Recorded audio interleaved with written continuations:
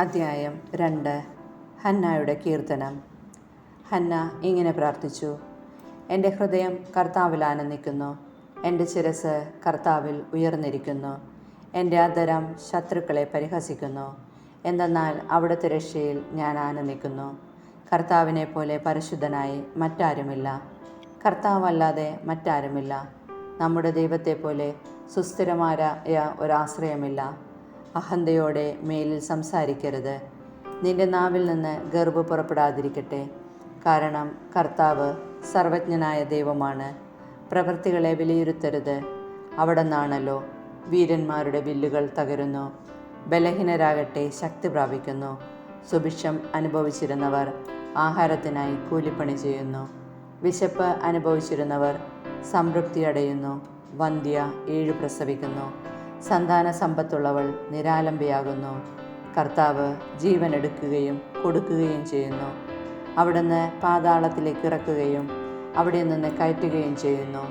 ദരിദ്രനും ധനികനുമാക്കുന്നത് കർത്താവാണ്. താഴ്ത്തുന്നതും ഉയർത്തുന്നതും അവിടുന്ന് തന്നെ. ദരിദ്രനെ അവിടുന്ന് ധൂളിയിൽ നിന്ന് ഉയർത്തുന്നു, അഗതിയെ കുപ്പയിൽ നിന്ന് സമുദ്ധരിക്കുന്നു.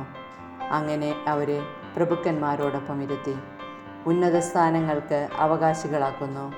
ഭൂമിയുടെ അടിത്തൂണുകൾ കർത്താവിൻ്റേതാണ്.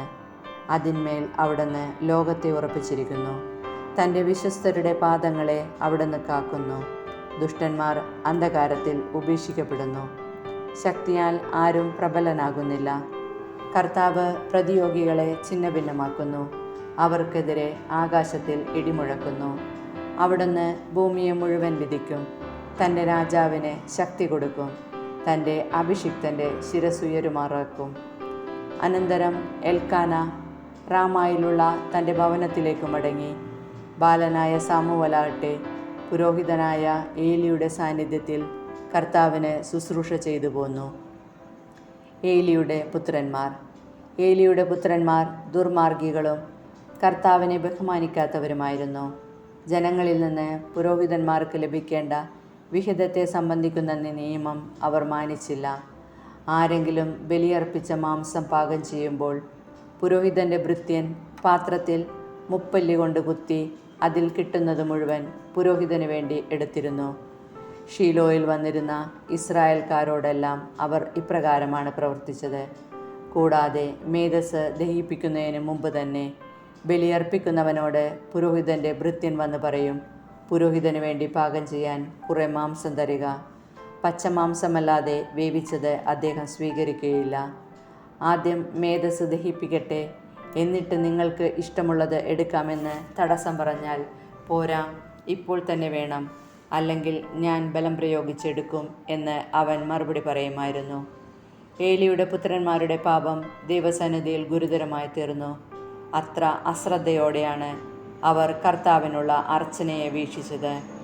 ബാലനായ സാമുവൽ കർത്താവിന് ശുശ്രൂഷ ചെയ്തു പോന്നു. ചണനൂൽ കൊണ്ടുള്ള ഒരു വിശേഷ വസ്ത്രമാണ് അവൻ ധരിച്ചിരുന്നത്.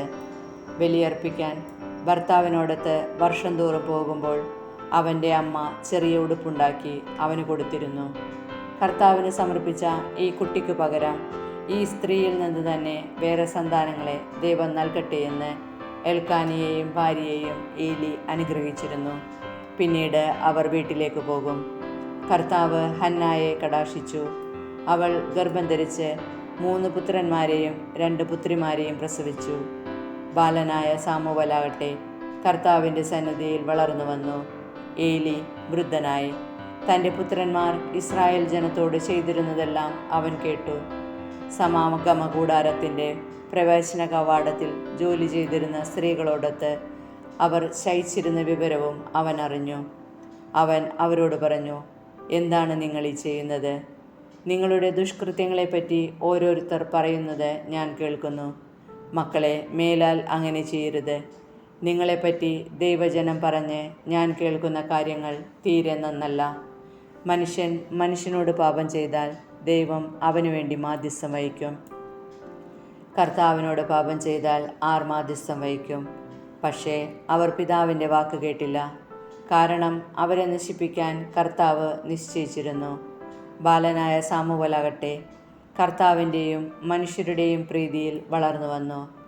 കർത്താവ് അയച്ച ഒരാൾ ഏലിയുടെ അടുക്കൽ വന്ന് പറഞ്ഞു, കർത്താവ് ഈ പ്രകാരം പറയുന്നു, നിന്റെ പിതാവിൻ്റെ കുടുംബം ഈജിപ്തിൽ ഫറവോയുടെ ഭവനത്തിൽ അടിമയായിരിക്കുമ്പോൾ ഞാൻ അവർക്ക് എന്നെ തന്നെ വെളിപ്പെടുത്തി. എൻ്റെ ബലിപീഠത്തെ സമീപിക്കാനും ധൂപാർപ്പണം നടത്താനും എൻ്റെ മുൻപിൽ എഫോദ് ധരിക്കാനും ഇസ്രായേലിൻ്റെ എല്ലാ ഗോത്രങ്ങളിൽ നിന്ന് ഞാൻ അവനെ എൻ്റെ പുരോഹിതനായി തിരഞ്ഞെടുത്തു. ഇസ്രായേൽ മക്കൾ ദഹനബലിക്ക് അർപ്പിച്ചതെല്ലാം നിന്റെ പിതൃഭവനത്തിന് ഞാൻ കൊടുത്തു.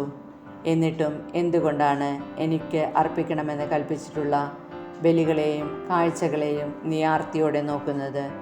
നിങ്ങൾ എൻ്റെ ജനം എനിക്കർപ്പിക്കുന്ന സകല ബലികളുടെയും വിശിഷ്ടഭാഗം തിന്നുകൊഴുത്തു. എന്നേക്കാൾ കൂടുതൽ നിന്റെ മക്കളെ നീ ബഹുമാനിക്കുന്നതെന്ത്? അതിനാൽ ഇസ്രായേലിൻ്റെ ദൈവമായ കർത്താവ് അരുളി ചെയ്യുന്നു, നിന്റെയും നിന്റെ പിതാവിൻ്റെയും കുടുംബം നിത്യവും എനിക്ക് ശുശ്രൂഷ ചെയ്യുമെന്ന് ഞാൻ വാഗ്ദാനം ചെയ്തിരുന്നു.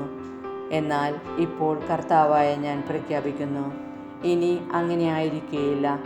എന്നെ ആദരിക്കുന്നവരെ ഞാനും ആദരിക്കും, എന്നെ നിന്ദിക്കുന്നവർ നിന്ദിക്കപ്പെടും.